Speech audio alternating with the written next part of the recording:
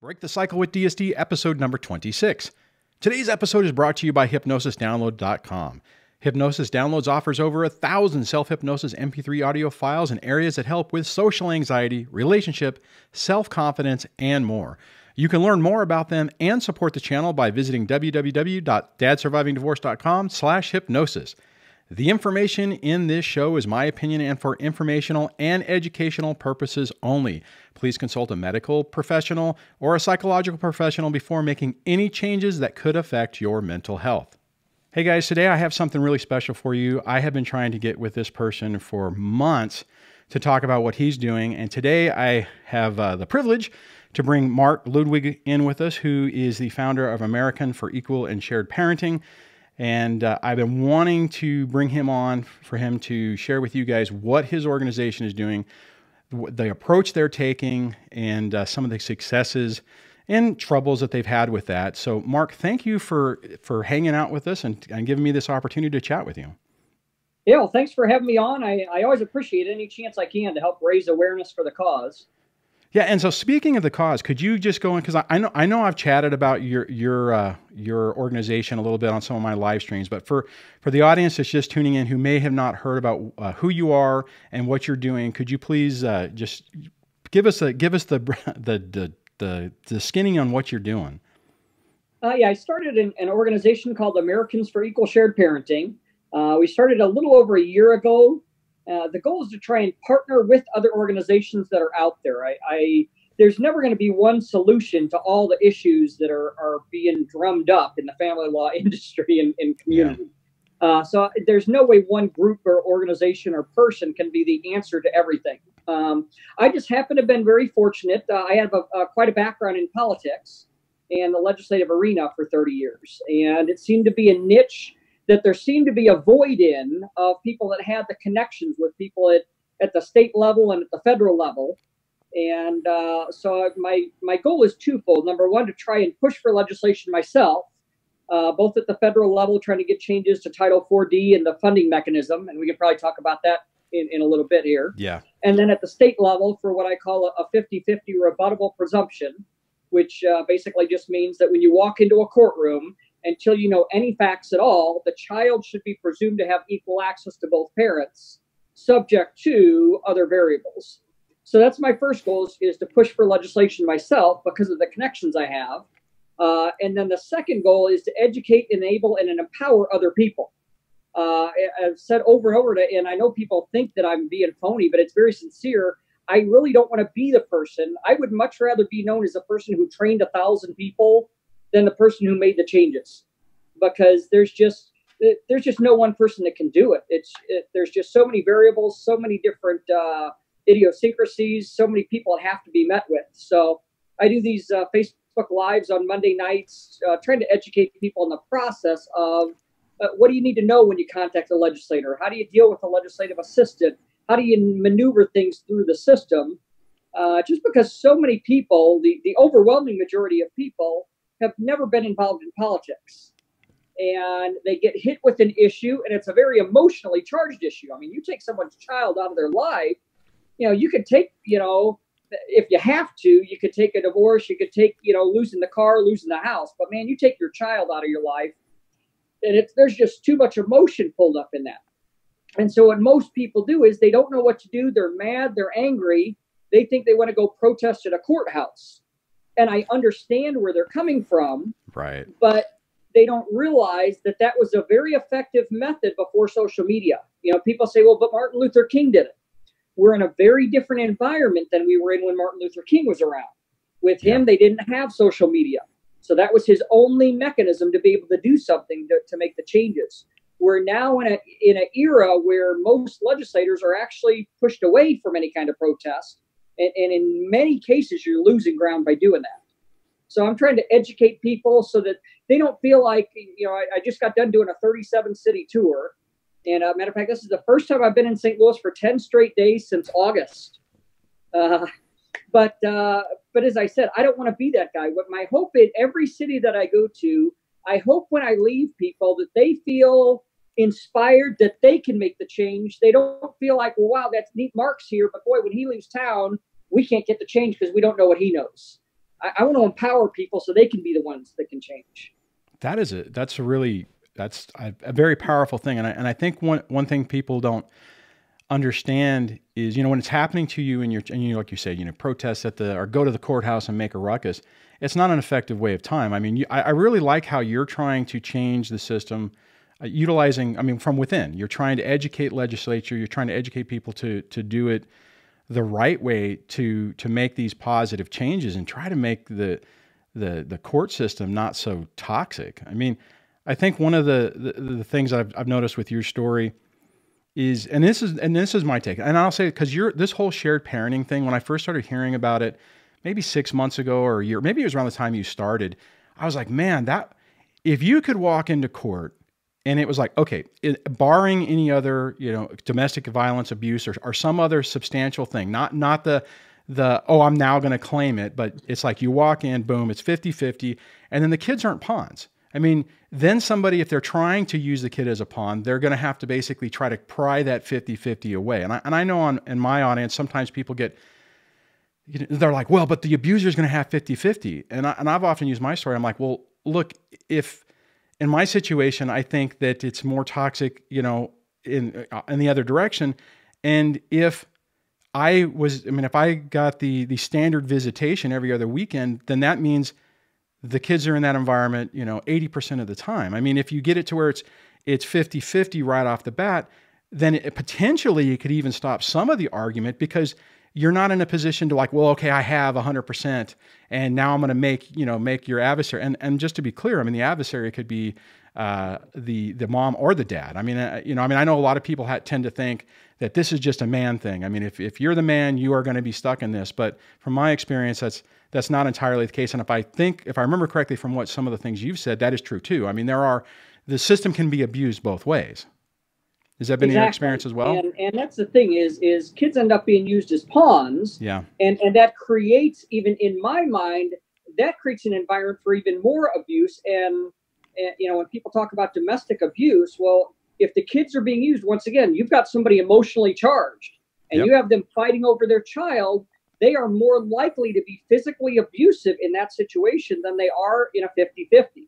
Right. If both parents know, and I get calls on a daily basis from parents who say, you know what, I wasn't as riled up until I met with my attorney. And my attorney basically told me that, look, there's not going to be a 50-50. It's going to be a winner take all. So you may think, because they went into their attorney saying, well, I want to play nice. I don't want to. And their attorney riled them up and said, no, you don't play nice. You need to start thinking of anything they did bad. You need to go into their background. You need to find out what dirt can you dig on them. And that just makes things even worse. I just have to imagine, now, not in all cases. There's some people that are narcissist abusers that just, and so my heart goes out to people that are in those type of situations. Trust me, I fully understand it. And I know for some women, sometimes men can be, if they technically, they say there is more domestic violence aimed at men than there is women.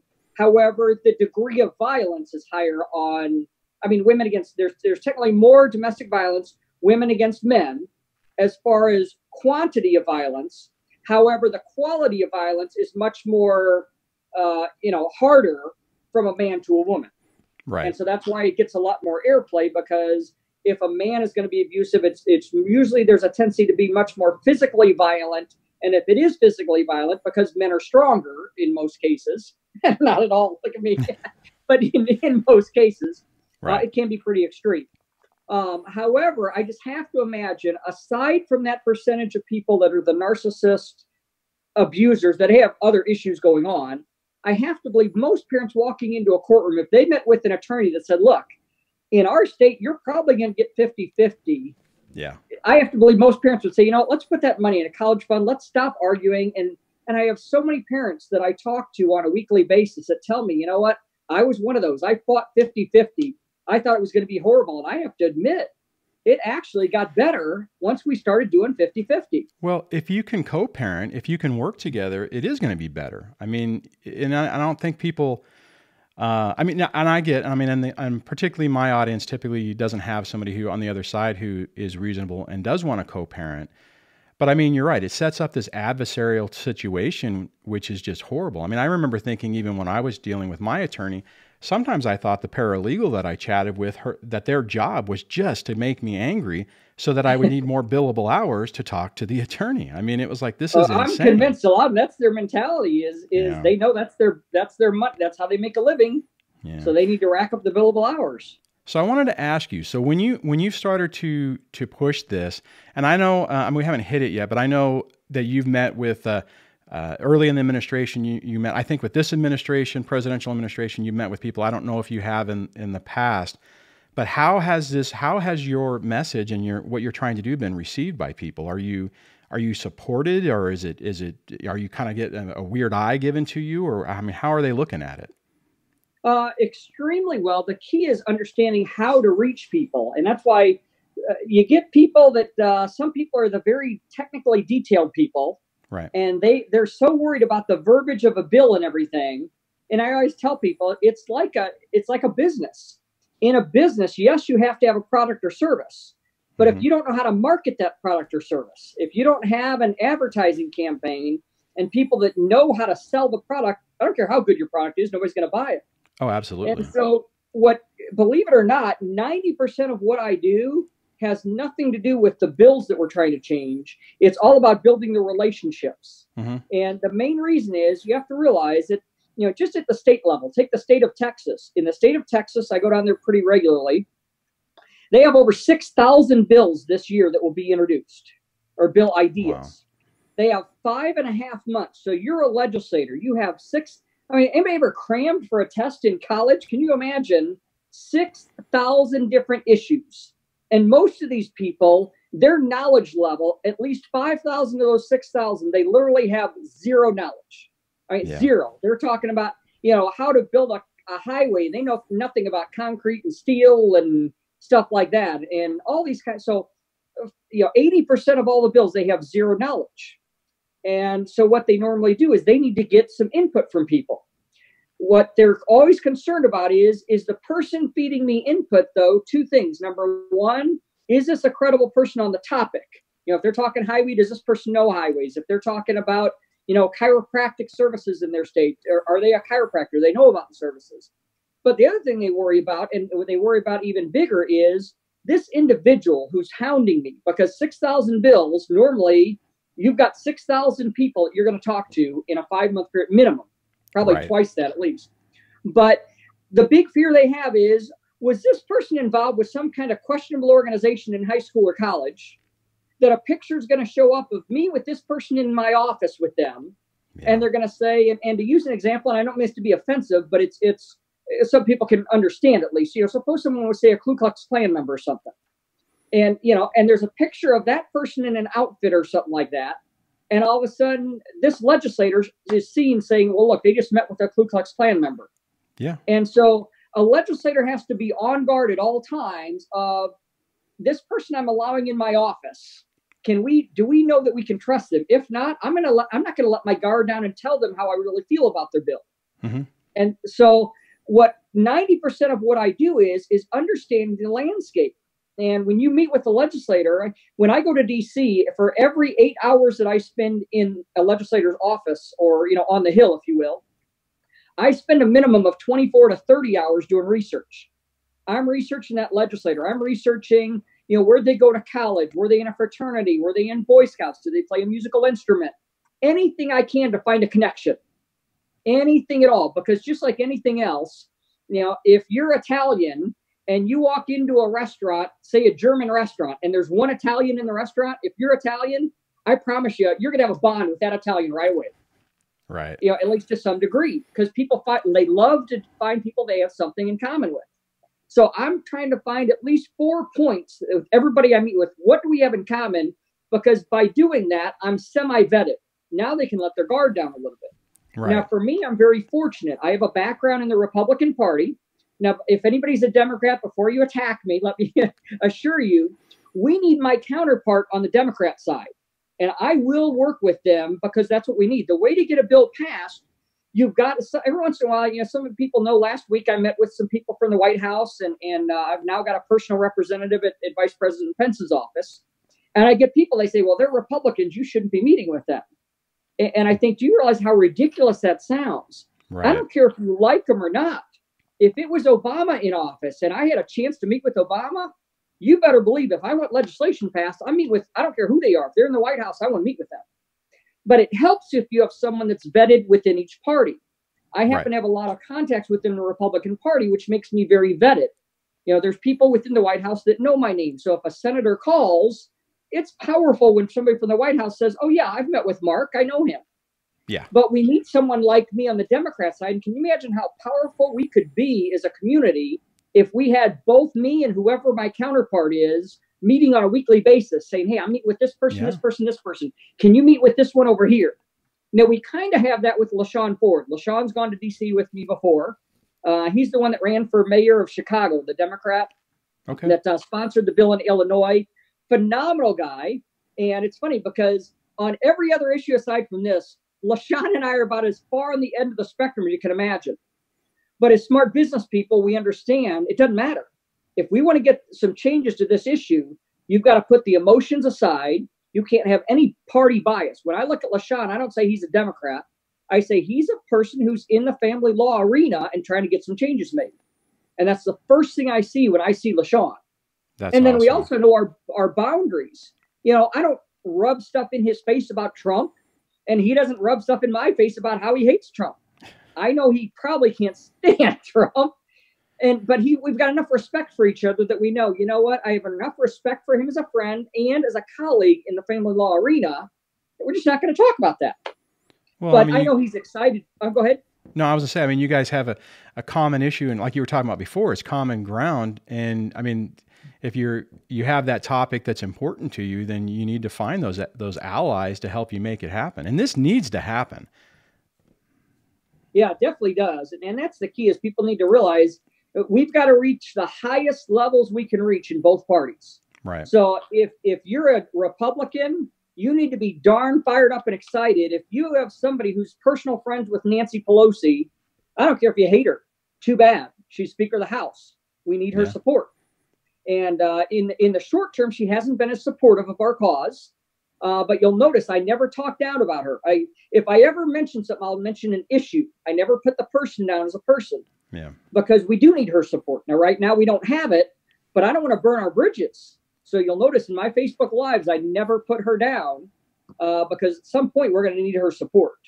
But the same way here, we need people. And when people see me meeting with people from the White House and Vice President Pence, they ought to get literally flat turned on and excited thinking, my gosh, for 25 years, we've been trying to get heard at these highest levels and we finally are getting heard. Yeah. You ought to be excited no matter who it is. Yeah, when has somebody had an opportunity to talk to people at that level on this type of reform?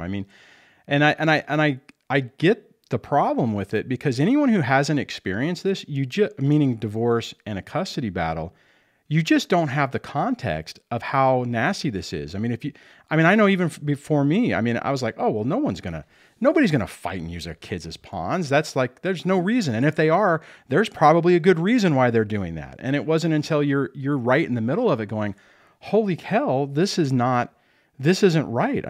You're being accused of things. And like you were talking about earlier, where, the attorneys have, bring out every bit of mud so you can throw it around. And it's a completely destructive environment. And that's the hardest thing is educating people. So many people, they want to attack the politicians and say, why haven't you made changes? For the overwhelming majority, they can't comprehend what we went. 9 years ago, I would not have understood myself. And the best example I give is parental alienation. Yep. If someone hasn't been through it, it seems like you're nitpicking. If you say, well, they have my son, my child call me by my first name, or you think, oh, well, that's a little thing. Well, it may by itself, but isolated, it may sound like a little thing. But it's not. But 100 of those little things in a 30-day period of time is not a little thing. It's a cumulative of a thing, and it's a process of alienating a child from a parent. The challenge is for the average person who hasn't experienced it, it is so hard to comprehend a concept like parental alienation or narcissist sociopath.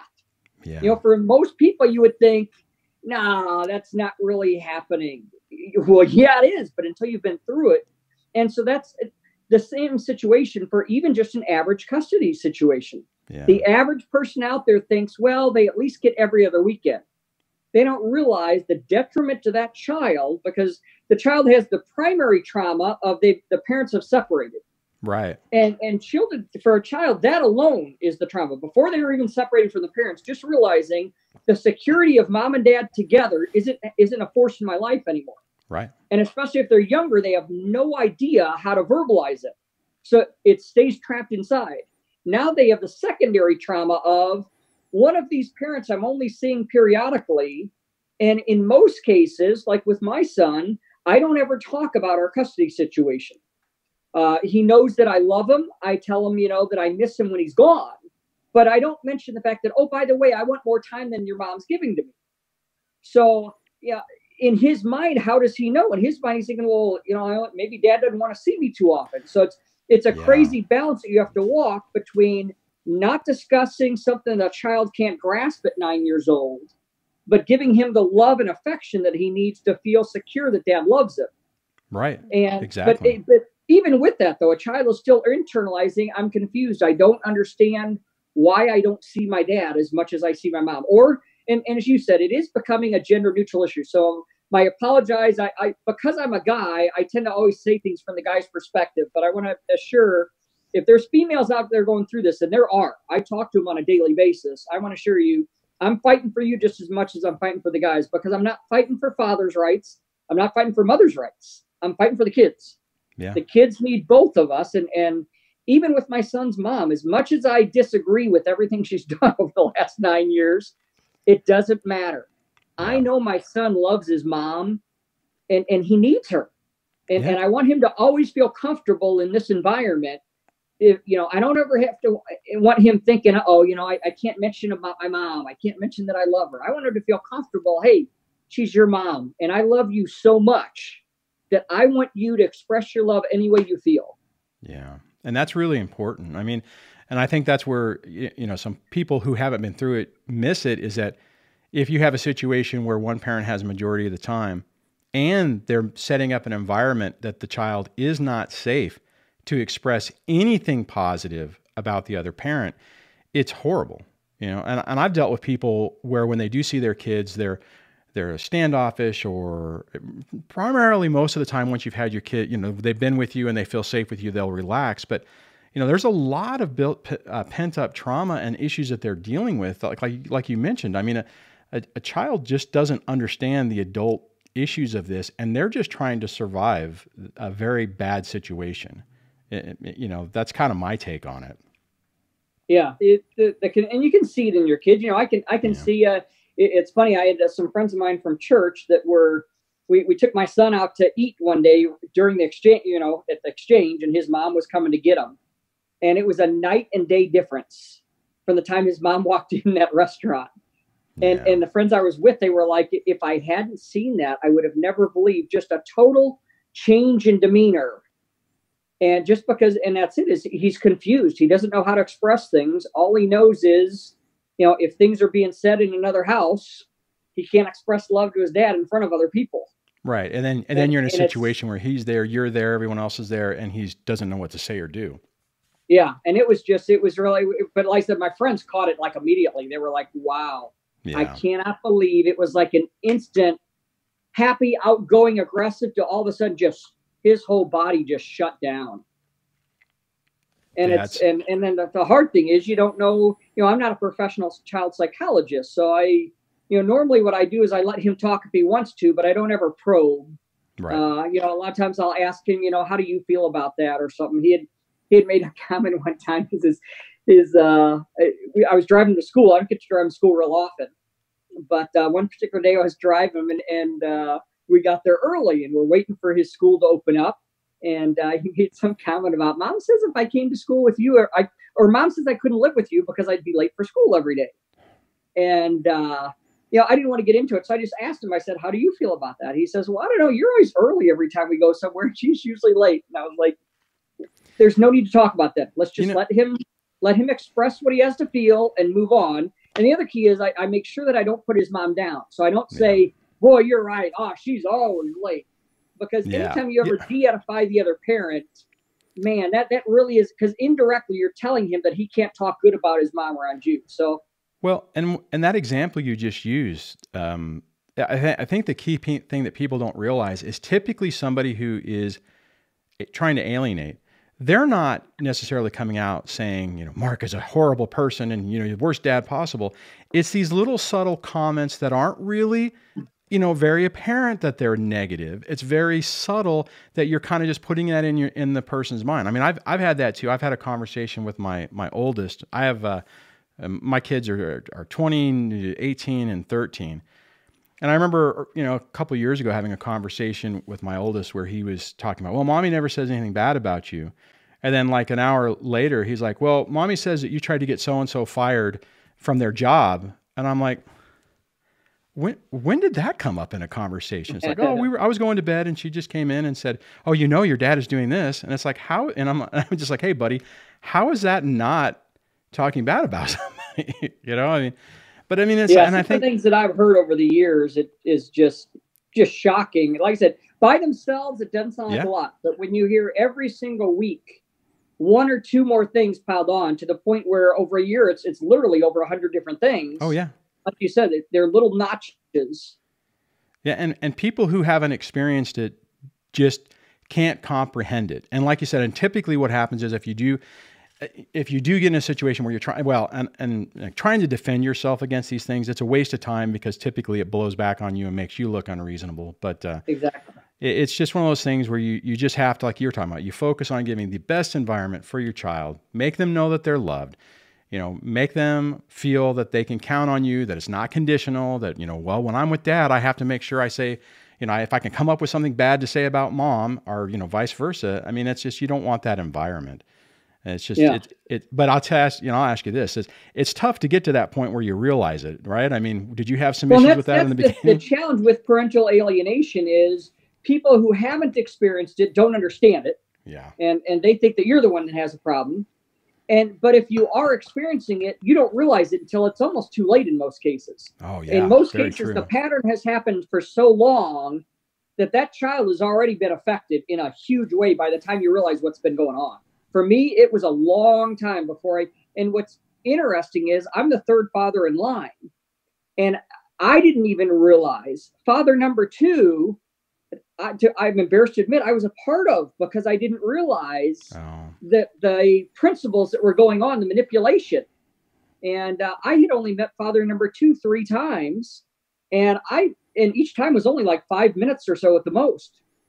I thought he was the worst scum of the earth. And it didn't dawn on me till about 6 months into my situation that there was a pattern. And I thought, you know, wait a minute here. That's the same thing that was happening to father number two.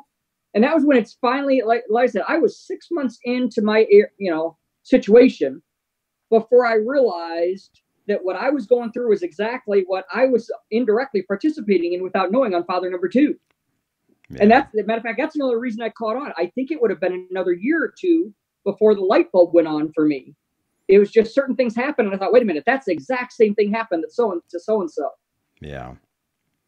Well, let me ask you this. I want to pivot back to the legislation, because I think I saw on your Facebook group the other day that did you have wasn't there a state that just passed the 50-50 shared parenting, or is that in the works, or where have you had some successes so far? There's one state that passed one last year, Kentucky. Okay. The good and the bad. The good is it's the first state in the country that put the verbiage, there shall be a rebuttable presumption for equal or as close to equal as possible 50-50 time. So that part was great.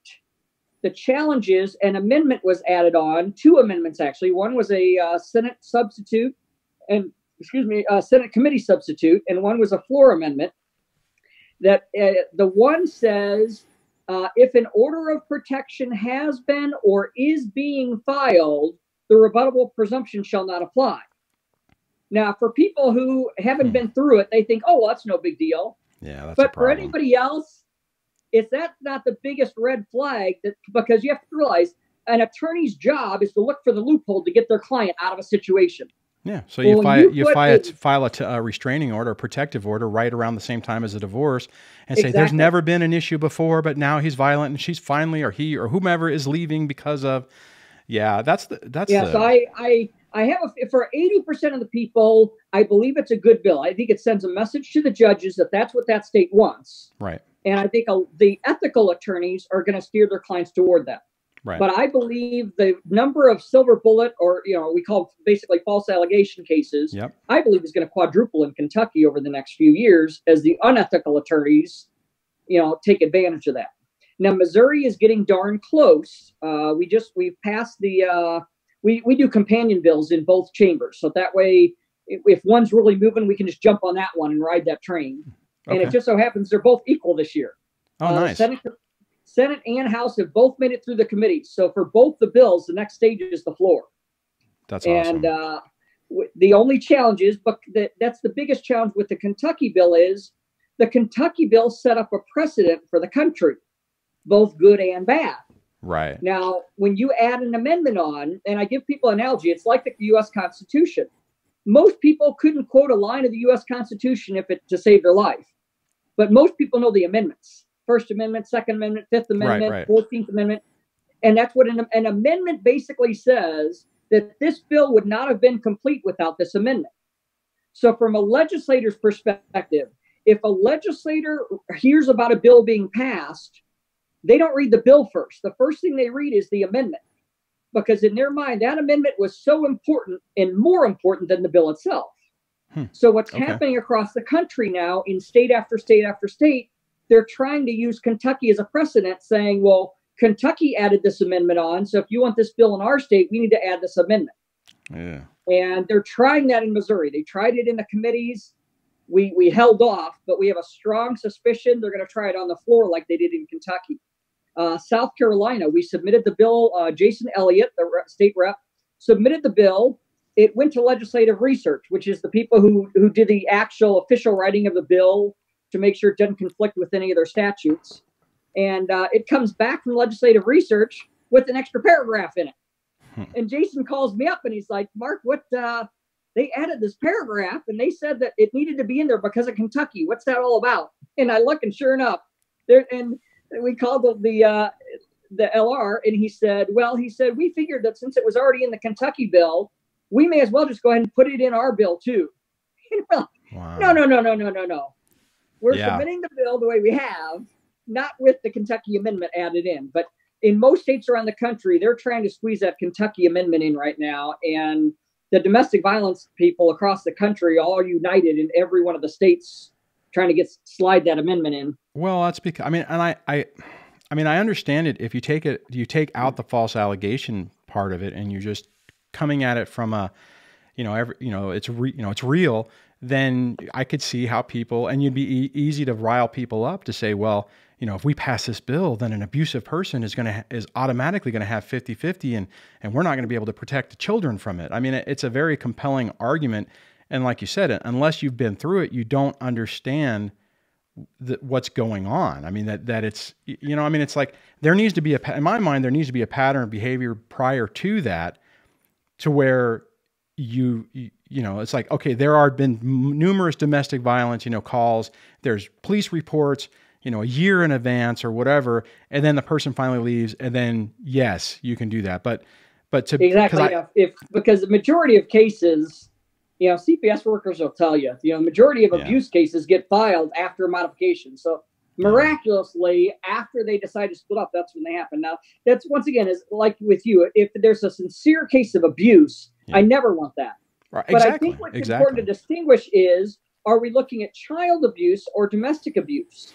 Because if we're looking at domestic abuse, every one of the 50 states already has a separate whole section of statutes on domestic abuse. Right. So if they're talking about abusing their spouse, unless there's been an allegation of abuse against the child, it really shouldn't apply. That should be dealt with in the domestic abuse part of the thing, not in the custody orders. Now, if they've been abusing the children, that's a totally different issue. Oh, right, yeah. But in most cases, believe it or not, I mean, if you have a 50-50, I believe more than half of those people who are potentially abusive to their spouse I believe that would go away if they knew there was going to be a 50-50. I think it just elevates it when they know that they're having to fight over the kids now. Oh yeah. I mean, I look at even the allegations that happened in my situation. I mean, it didn't turn into, part of the problem is the career I have. If you push it too far, I'm going to lose my job, and then your check goes away, so to speak. So I think, and that's I often tell people on my side, if you have somebody who doesn't need you working, be very careful, because if they really are malicious and narcissistic and abusive, their best case scenario is to get you thrown in jail, or then they've won. Then they dominate the playing field, and you're basically just trying to dig yourself out of a hole. I mean, it's just not good.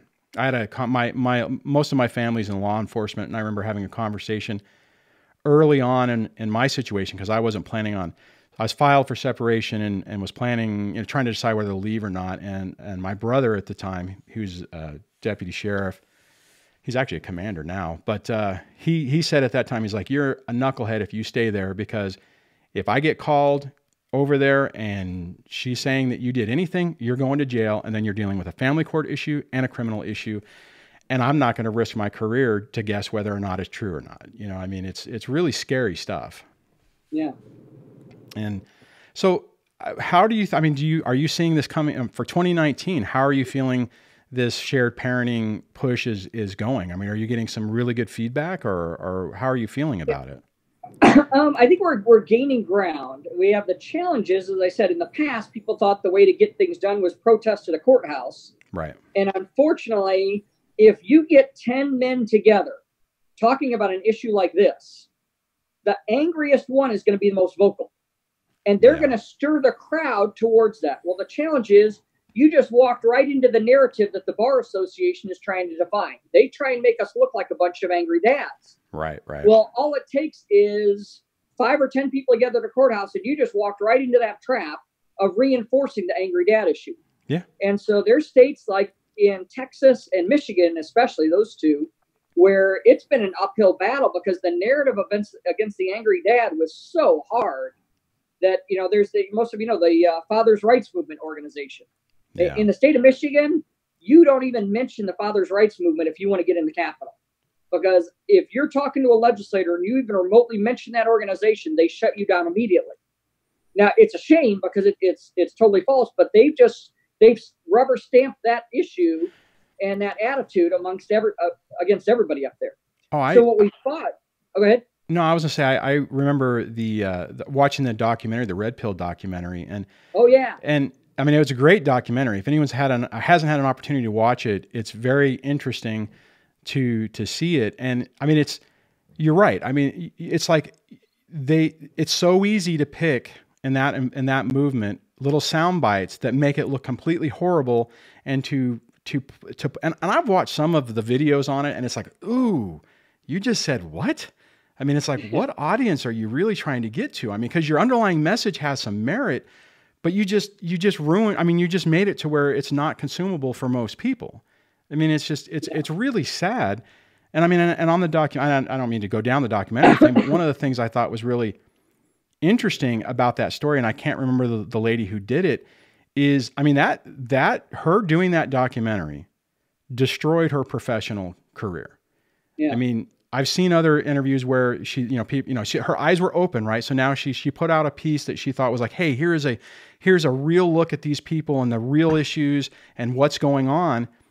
And nobody wanted to hear it. And on top of not helping the MRA type movement, it destroyed her professional career as well. I mean, it was just really, it's really an odd situation. So.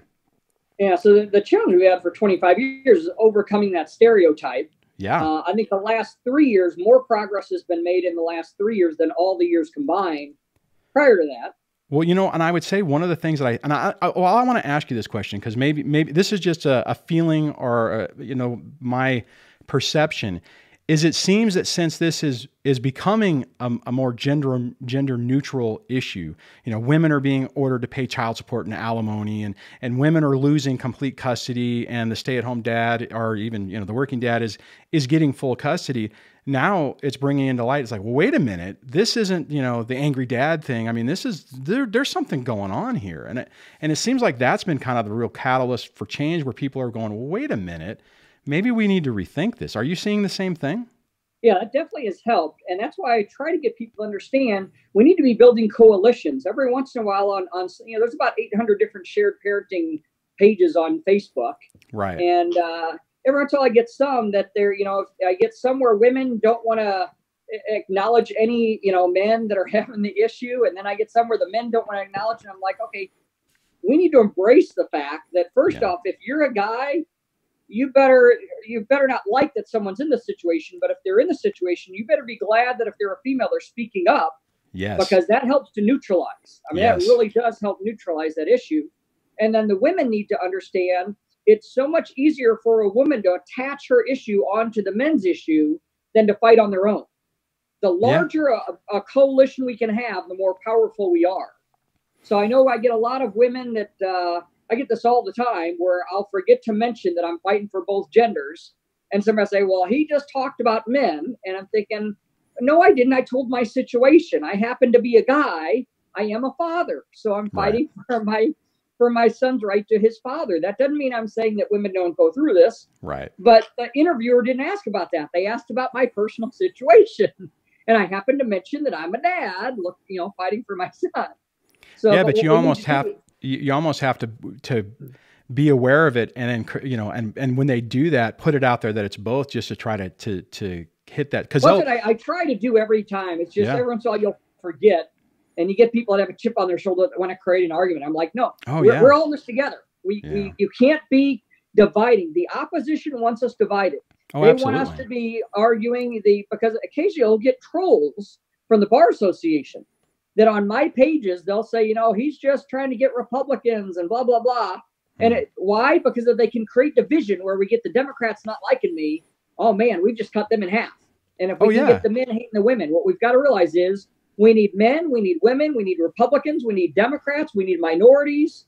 We're all, in 30 years of politics, this is the only issue I've ever been involved with that it literally crosses racial lines, economic lines, gender lines. I've never seen an issue that touches everybody. I know we're starting to run out of time, and one of the things I did want, and I wish I would have asked earlier, but one thing I do want to hit, because I think a lot of people don't understand it, but can you talk a little bit about Title V and the reform that's happening with that, and how that has created this problem, in your opinion? Yeah, and that's the real problem. People wonder, why is this taking so long to fix? Two main reasons. One is there's so much money for the family law industry. There's more money made in family law than there is in personal injury law. So if they can keep those billable hours going, and the easiest way is to have a winner take all. If there's a 50-50, most people would say, let's put that money in a college fund instead of spending $20,000 a piece on attorneys. Right. So the Bar Association wants us to keep fighting. The big problem, though, is the federal incentive money. And what the program started with a good intent. It started in the 70s. And if you think back to the 70s, this is when I was growing up. This was the Beaver Cleaver day. Yeah. On my street, my dad was a chemical engineer. My mom was a stay-at-home mom. My next door neighbor had a working dad and a stay-at-home mom. The Coors across the street, there was not a single woman on our street that had a job. They were all stay-at-home moms. Right. So picture a stay-at-home mom who's been out of the workforce for 12 years. And, maybe their only job, like my mom. My mom's only job was while my dad was in college, she was a teller at a bank. And then once they got married, she stayed home to raise myself and my sister. Well, if my parents would have gotten a divorce, it would have been very hard for my mom, who'd only been a teller at a bank for maybe 2 years of her life, to get a job to be able to support my sister and I. Right. And so they set up a system because what they were realizing is back in those days, primarily the father, but if the father wasn't paying child support, the woman was ending up on welfare. And so they said, if this person is creating a burden on the federal government in welfare, we're going to create a system to go after that person who's not paying child support to get the money back that we're not getting, that we're paying out in welfare. And so that I technically agreed on. It was a means-tested program that the only people there were the people the government was being forced to subsidize because child support wasn't being paid. Right. However, everything changed during the Clinton years in 1997, 98, when 19.3 million people were included in this Title 4D formula. So every child support case that went through a state got lumped in with the means-tested program people. And the big challenge is there's two parts of this program. One is states are reimbursed 66 cents on the dollar for every dollar they spend in child support enforcement. Now, that's terminology we need to make sure people understand. I've seen a lot of misinformation on the internet where people say states are making money. For every dollar you pay in child support, the state makes X amount. That's totally incorrect. Okay. The state is being reimbursed based on the money they spend on child support enforcement. So if hypothetically a state has to hire 3 people to track people down for child support, 2 of those salaries are being paid by the federal government. Now, the problem I have with that is the bloating that takes place at the state level. You know, if I owned a restaurant and I had budgeted, say, for sake of argument, $10,000 a year for 3 people to pay 3 employees to serve, be servers at my restaurant. Right. So I had 30. I looked at my budget and I said, you know what? I think I can afford $30,000 a year in salary. And so I hire 3 people. And the day they start, a rich uncle comes along and says, you know what? I want to help you out. For every 3 employees you hire, I'm going to pay 2 of their salaries. Most people wouldn't stop at those 3. They'd say, can you imagine how much better service I'd have if I just hired 3 more employees now? Yeah. Because my uncle's going to pay for 2 of those. Yeah. And that's what the government has done at every state level. So they've hired all these extra employees under the fallacy that, well, this money's just going to keep flowing from the government spigot. And just like anything else, governments love to hire, but they don't like to have to lay off. Right. Once they have those people in their budget, the last thing you want to do is to announce that unemployment's going to rise because you had to lay off, 80 state workers. So that's the first part, is that 66 cents on the dollar. The big problem is the second part of this formula, where $5.5 billion is put into a pot every year, and states compete against the other 50 states. And the formula is based on five determining factors, all of which revolve around how much you collect and how efficient you are in collecting child support. So the problem that creates is, remember I said the Title 4D was started as a means-tested program to keep people off of welfare. Right. Well, imagine you're a child support enforcement worker and you have 2 files put on your desk. One file is a means-tested program. Somebody who, as a result of not getting child support, is on welfare. The challenge is both parties were probably low-income people anyway. So their child support order may only be $100 a month. Right. And they may have already changed jobs 3 times in the last year and maybe even changed, place of residence 3 times. But the other file sitting on your desk is a middle-class person. Their child support amount is $500. They've worked at the same job for the last 3 years. Yeah. All you got to do is go garnish their wage.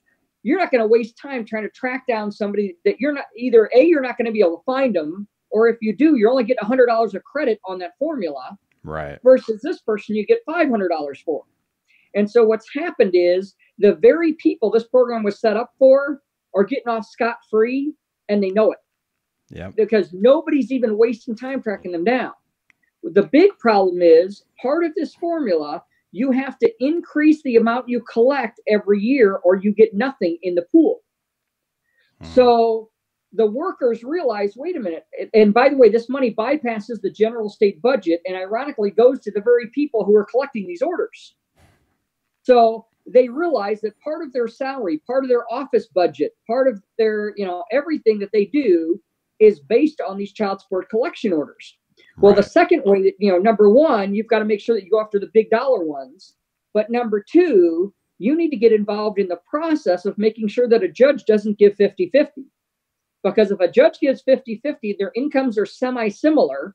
It's not going to be a big amount for child support. Each person has a bedroom at their house. Each person has clothes at their house, so they each take care of their own expenses. But if you can talk a judge into giving an offsetting order of every other weekend, now not only do you have a need for child support, but every time there's a modification, you encourage that judge to up the ante of how much child support they're going to collect. Right. And that's why in the state of Missouri, you talk to any family law attorney in the St. Louis area, they will tell you I could probably get you 50-50, but if I do, just so you know, your child support's probably going to double. I've had 3 attorneys tell me that. They said, because right now I get 8 overnights a month, and I've had 3 attorneys that said, first of all, I can't afford them because they've all said it's probably going to be $20,000 to $50,000 in attorney fees for me, knowing the person I'm dealing with. And they said, but the challenge, Mark, is you're probably going to have your child support double or triple. And I said, I'm thinking, how can that be? I'm going from 8 overnights a month to 15 overnights a month. And they've admitted, hey, it's all based on that Title 4D money. The judges know it and everybody knows it, but nobody talks about it. So are you working to try to get Title 4D reform as well? Or is that on your list of things? Yeah, that's the number one thing that we're all, because we're going to be spinning our wheels. You know, we're going to be like a hamster on a treadmill. Right. Now, we still need the state level. So I don't want people thinking, oh, well, let's just wait and get stuff changed at the federal. Now, we need both. To be honest, we need a lot of changes. I'm not an expert in judicial accountability, but we need people that are pushing at that. We need people like Dr. Craig Childress. Excuse me 1 second here. Yeah, no worries. But people trying to get the American Psychological Association to recognize parental alienation. So there's about 12 different wheels of the spoke. Yeah. Or spokes on the wheel. My focuses are the 50-50 rebuttable presumption at the state level and the Title 4D funding. But yeah, we've got to get that changed. The challenge is at the federal level, it's almost impossible to get a change without taking 5 to 7 years on an issue like this. So I've started the process. I've had some just unbelievable reception out of the Trump administration. Way better reception than I expected. Well, that's good. We've got some very good reception at the Senate. In the House side, unfortunately, we don't have the reception that we need at this point. Well, but at least you're building momentum, and that's the key. So as we wrap this up, where can people find more information about what you're doing, who you are, and your organization? You want to share any links or anything? And I'll put those all in the show notes and the description of the video as well. Yeah, thanks so much. I always appreciate a chance to raise awareness. We have a Facebook page called Americans for Equal Shared Parenting. So it's Americans for Equal Shared Parenting. And then we have, each state has their own chapter. So we have like AFESP space Missouri, AFESP space Texas. So each state has their own page too. And then the website is afesp.com, which is the abbreviations of Americans for Equal Shared Parenting. So afesp.com. And then we are having a pretty big convention in June 28th and 29th in D.C., where I'm pulling together state leaders from all across the country. So anybody who's actively involved in working on legislation in any of the 50 states, because this year I've been to 37 cities and I'm directly involved in 24 states this year.